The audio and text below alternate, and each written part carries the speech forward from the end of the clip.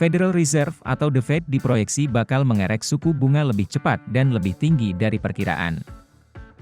Ini terjadi setelah data inflasi yang dirilis kemarin lebih tinggi dari proyeksi pasar.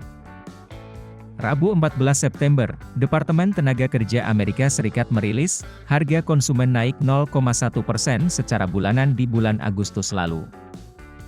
Padahal, para ekonom memperkirakan terjadi penurunan dan inflasi tahunan bertengger di level 8,3%.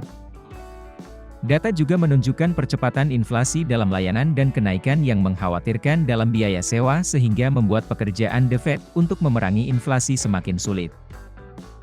Ron Tempel, Direktur Pelaksana di Lazard Asset Management mengatakan, kunci utama untuk menjinakkan inflasi adalah menutup kenaikan biaya tempat tinggal.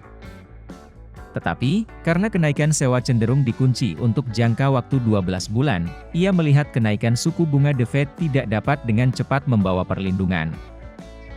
Ketua Fed Jerome Powell dan rekan-rekannya, telah menaikkan biaya pinjaman lebih cepat di tahun ini daripada tahun-tahun sebelumnya untuk melawan inflasi yang tinggi selama beberapa dekade.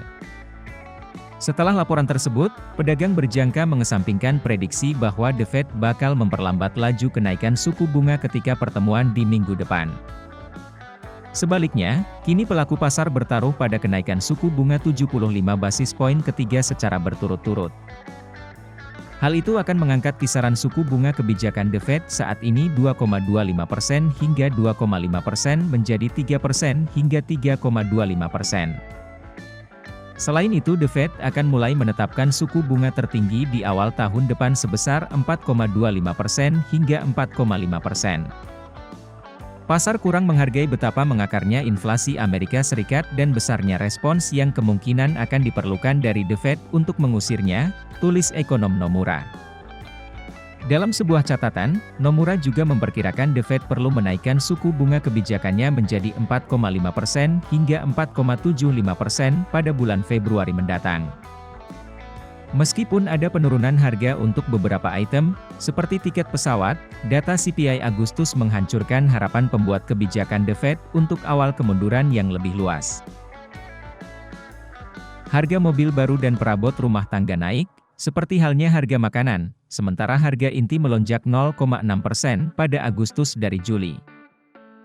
2 kali lipat dari perkiraan analis yang disurvei oleh Reuters.